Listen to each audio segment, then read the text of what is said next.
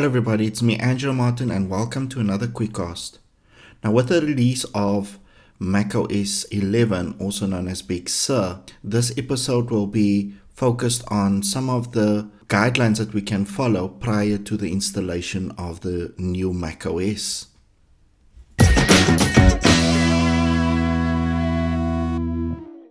So what we need to do first is to check if our Mac computer will be compatible with running Big Sur. Now to do that, we'll go to our browser and we'll go to the website everymac.com.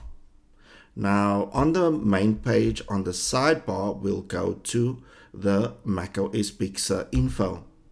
Now on this page, it will just give us as guidance to show us that if the Mac supported macOS is showing the label current, that it will be fully supported with Big Sur. If it's showing current with an asterisk, then it will also be supported but with limitations. So now what we do is we can now pull up our specs of our machine. So I'll go to my About This Mac and I will just move this window slightly to the right so I can see the specs and compare it with what is on the page. So here I can see that it's a MacBook Pro Retina mid 2012 model and my processor 2.3 Intel Core i7. So now I'll just scroll down to my MacBook Pros and it's mid 2012 and there I can see that unfortunately my Mac will not be compatible with running Big Sur as it is only going up to macOS 10.15 Catalina, which I'm currently on. However, on the same page I can see where it actually starts is on the late 2013 models. Now you can also compare, of course, all the other models is found within the same web page. So you can easily compare your model to check if your Mac will be compatible with running Big Sur.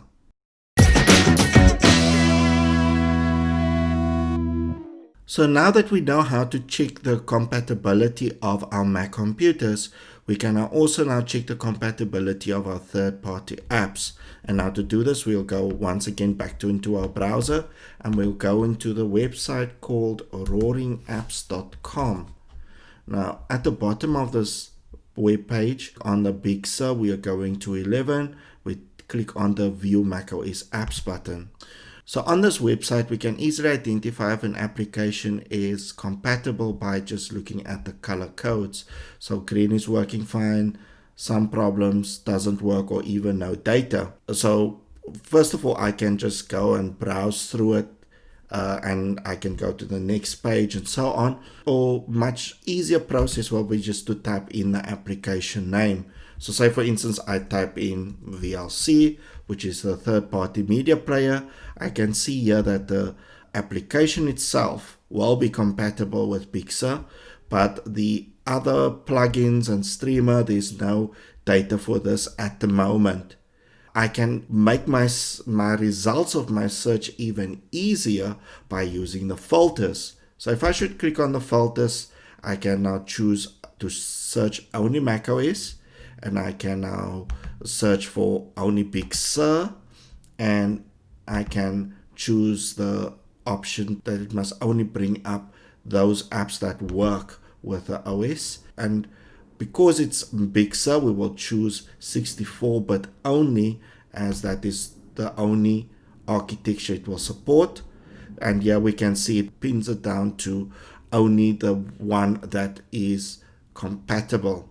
With this filter turned on, I can also search other apps. So if I should now go with, say, Microsoft apps that will be compatible, then it will then show me only those ones due to the filter that's turned on. An easy approach to check if your apps will be compatible prior to the installation of Big Sur.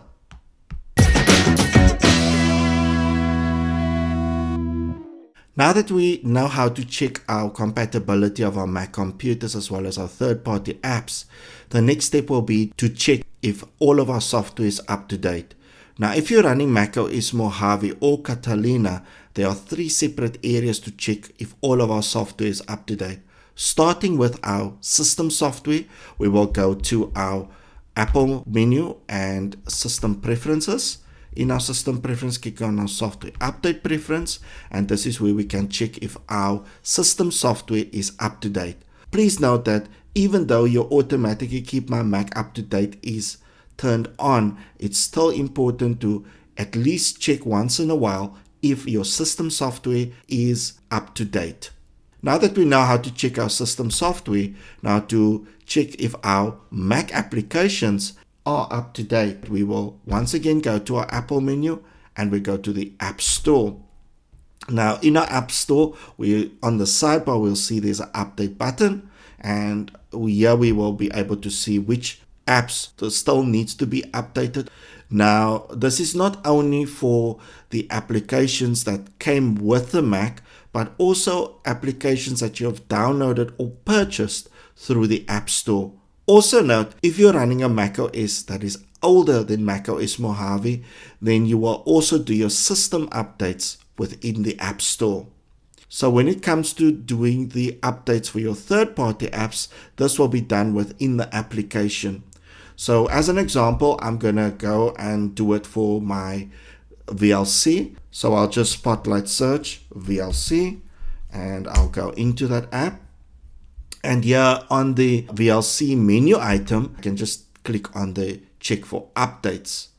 If you struggle with finding the updates for a third-party app, you can always go to the help menu and just type in update. And it will show you where that update is sitting, even if it is a menu item or otherwise.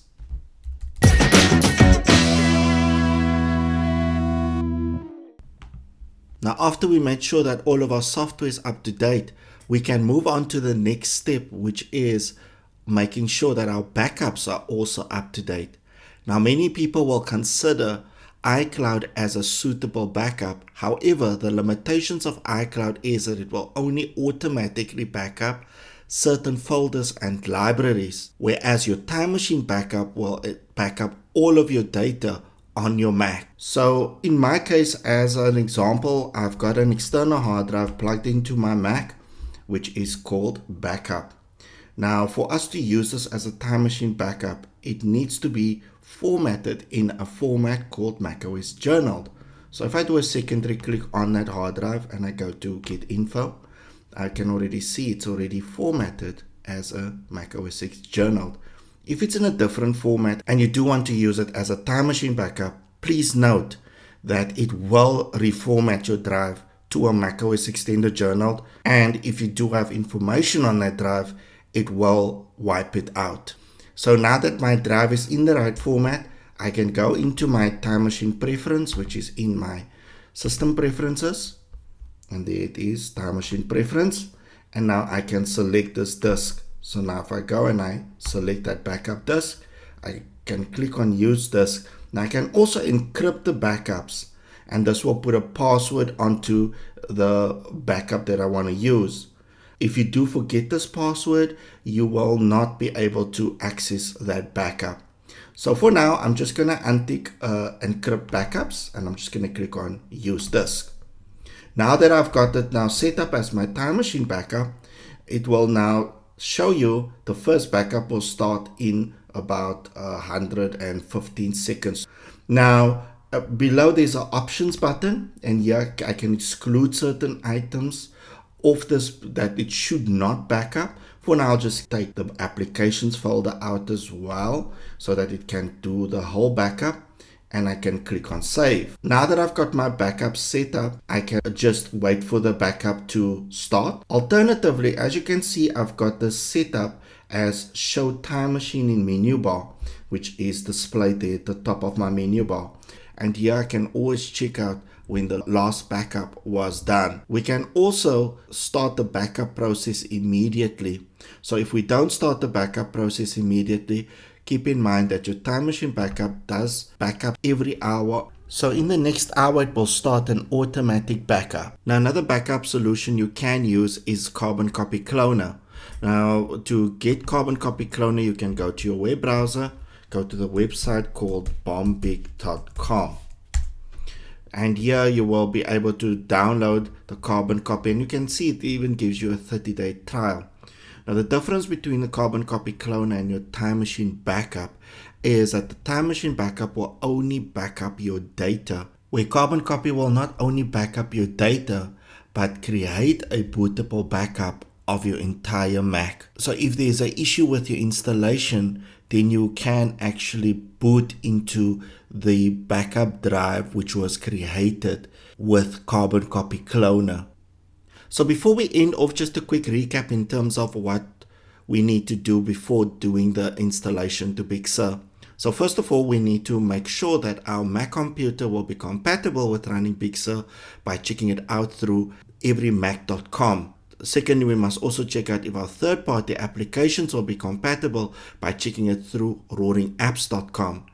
And then thirdly, we must make sure that all of our software on our Mac computer is up to date. And lastly, is to make sure that we have an up-to-date backup through either a Time Machine Backup, we can use Carbon Copy Cloner, or any other type of backup which you are using. Just make sure that you have an up-to-date backup. That is me, Angela Martin. Hope that you enjoyed this episode. And as usual, stay safe out there and shap shap.